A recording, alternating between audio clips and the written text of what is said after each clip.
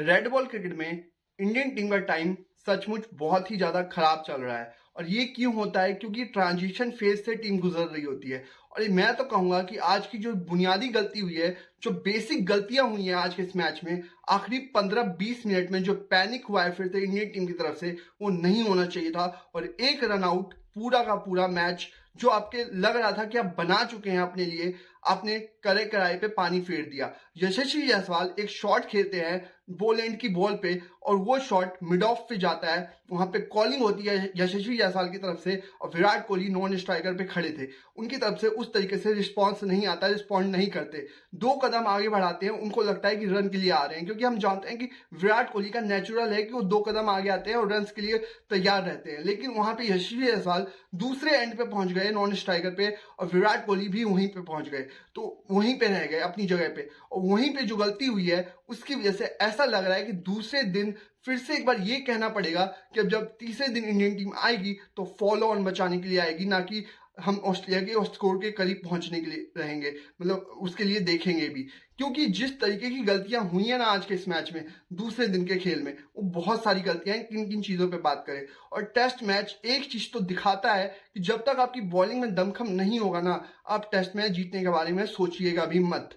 क्योंकि जो दूसरा दिन था, वहां पे ऑस्ट्रेलियन टीम पहले तो 311 का स्कोर से शुरू करती है खेलना 6 विकेटों के नुकसान पे, और 150 रन पहले सेशन में ही बना देती है। जब पहला सेशन खत्म हुआ ना, तो मैं सो के उठा था और लगभग लगभग खत्म होने वाला था, और जब मैंने स्कोर देखा ना, तो मेरी आंखें एक समय पे फटी की फटी रह गई।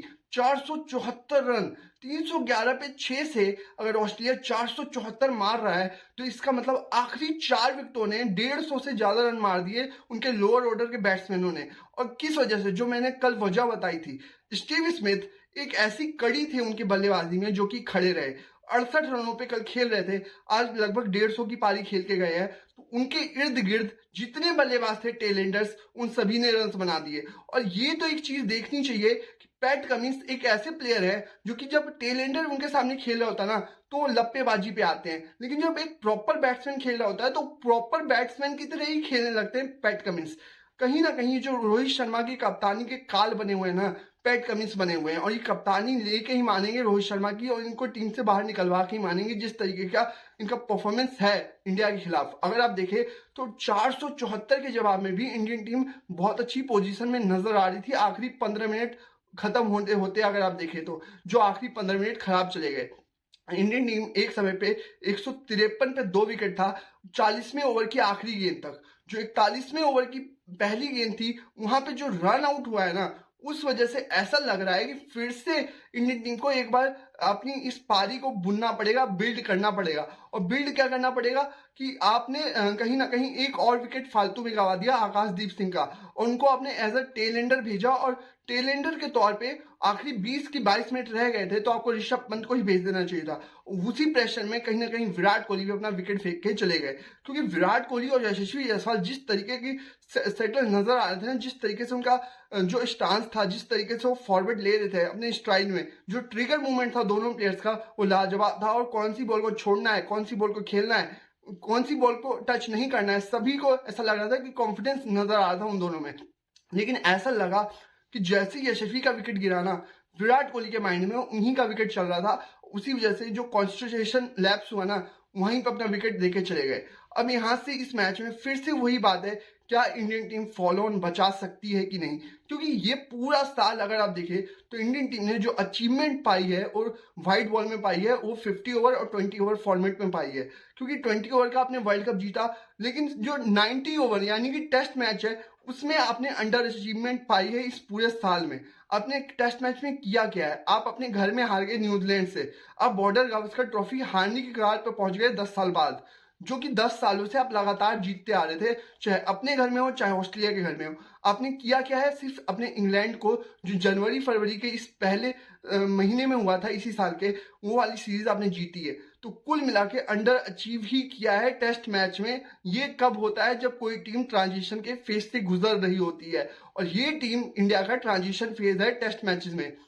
और कई सालों तक, लगभग 1.5-2 सालों तक इंडियन टीम को दिक्कत आएगी रेड बॉल क्रिकेट में, खास करके क्योंकि जो आप नया पेड़ खड़ा करते हैं ना, तो उसके लिए पौधा नया लगाना होता है, और नई पौधे की अगर आप रखवाली नहीं करेंगे ढंग से, उसको पिरोएंगे नहीं, पानी नहीं डालेंगे, तो पौधा बड़ा कैसे होगा। वही चीज अभी इंडियन टेस्ट टीम में चल रही है, क्योंकि अधिकतर प्लेयर्स आपके ऐसे हैं जो कि काफी सालों से खेलते आ रहे हैं। लगभग 3-4 नाम ऐसे हैं जो कि हो सकता है कि आखिरी पड़ाव पे हैं, और इस वजह से ज्यादा दिक्कत आ रही है आपको बॉलिंग में भी और बैटिंग में भी।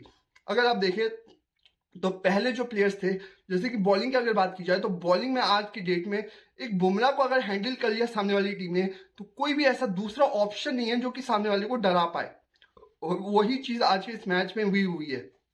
अगर आप देखें तो बुमराह ने ही 4 विकेटें चटकाइयां, आखिरी में जाते जाते भी आखिरी विकेट उन्होंने नहीं लिया है, क्योंकि आखिरी विकेट भी इनसे आउट नहीं हो पा रहा था। तो आप सोचिए, जब तक 20 विकेटें लेने का दमखम नहीं है ना बॉलिंग में, टेस्ट मैच आप भूल जाइए कि आप जीतेंगे। और जो सपना हम देख रहे थे कि WTC का तीसरा फाइनल, वो तो बहुत दूर निकल चुका है, वो तो आप भूल ही चुके होंगे। भूल जाइए उसको, पूरी तरीके से भुला दीजिए, क्योंकि जिस तरीके से ये टीम नजर आ रही है ना, यहाँ पे बॉर्डर गावस्कर ट्रॉफी बचाने के लाले पड़े हुए हैं कि हम बॉर्डर गावस्कर ट्रॉफी 10 साल बाद कहीं ऑस्ट्रेलिया को न दे बैठे, जिस तरीके की हालात में नजर आ रही है ये टीम। अगर आप देखें तो कहीं ना कहीं अब ये देखना पड़ेगा, क्या यहाँ से कोई अजूबा हो सकता है, क्या यहाँ से कुछ हो सकता है इस मैच में, क्योंकि मैच ऑलरेडी आपके हाथ से इतना फिसल चुका है और फिसलता ही जा रहा है। और यहाँ से क्या होने की संभावना है मैं वो भी बता देता हूँ।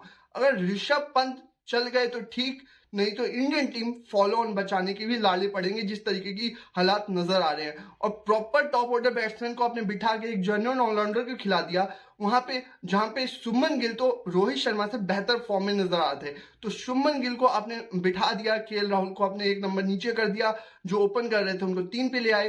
रोहित शर्मा, जो कि उनकी फॉर्म तो ऐसी लगी हुई है कि उनको समझ नहीं आ रहा, गली मोहल्ले में खेलते हैं ना बच्चे, उस तरीके की बैटिंग हो रही है, उनको कुछ समझ में नहीं आ रहा, ऐसा लग रहा है कि नौसिखिए की तरह आते हैं और आउट होके चले जाते हैं। तो वही चीज है कि इस मैच में अब आपको अपनी इज्जत बचाने के लिए खेलना है, तो पहले फॉलो ऑन बचाइए, उसके बाद कोई मिरेकल की उम्मीद कीजिए कि कोई ऐसी एक पारी खेल जाए जो कि हमेशा के लिए यादगार हो जाए। तो वैसा कुछ होगा तभी कुछ हो सकता है, नहीं तो ये मैच बहुत दूर निकल चुका है ऑलरेडी। जब तक विराट कोहली और यशस्वी जायसवाल खेल रहे थे, तब तक लग रहा था कि हाँ ये दोनों हैं तो कुछ हो सकता है, लेकिन वही चीज हुई जो ऑस्ट्रेलियन मिडिल ऑर्डर के साथ हुई थी पहली इनिंग्स में। ऊपर के चारों बैट्समैनों ने हाफ सेंचुरी मारी, और ऊपर के आपके 2 बैट्समैनों ने अच्छी टेक्निक दिखाई, अच्छा टेम्परामेंट दिखाया। एक ने 82 मारे, एक ने 40 के करीब की पारी खेली, लेकिन फिर से वही हुआ जो ऑस्ट्रेलियन पारी में हुआ। बीच के पूरे बैट्समैन ऐसे ताश के पत्तों की तरह फिर से एक बार ढह गए, जो कि उनके साथ भी हो रहा है और आपके साथ भी हो रहा है। लेकिन उनका जो इम्पैक्ट है ना, वो ऊपर से आया इस बार, आपका इम्पैक्ट ऊपर से उस तरीके से आया नहीं, क्योंकि 2 विकेटें आपने ऑलरेडी खो दी थी पहले, तो वो चीज आपको खलेगी। साथ ही में अब ये देखना होगा क्या यहाँ से कोई चांस है WTC में पहुंचने का, क्योंकि WTC अगर आपको पहुंचना है तो आपको उसके लिए भी देखना पड़ेगा, दूसरी टीमों के ऊपर डिपेंड होना पड़ेगा, और ये मैच किसी तरीके से पहले बचाना होगा, ड्रॉ के लिए ही जाना होगा, क्योंकि जीत का ऑप्शन बिल्कुल ही बंद कर दिया ऑस्ट्रेलिया ने आखिरी 15 मिनट में 3 विकेटें लेके। तो देखना होगा क्या क्या होता है। आई होप आपको ये वीडियो पसंद आई होगी। अगर वीडियो अच्छी लगी है और तीसरे दिन क्या होता है मैच का सिचुएशन, किस हालात में होता है मैच, वो भी देखेंगे। लेकिन आपको ये वीडियो अभी के लिए कैसी लगी, अगर वीडियो अच्छी लगी हो तो प्लीज ये शेयर कीजिए दोस्तों में ज्यादा। साथ में अगर यूट्यूब पे देख रहे हैं तो सब्सक्राइब कीजिए, चैनल को लाइक कीजिए। साथ में अगर फेसबुक पेज और इंस्टाग्राम पे देख रहे हैं तो वहाँ भी लाइक और फॉलो जरूर कीजिए। फिलहाल अभी के लिए इतना ही। Thank you very much.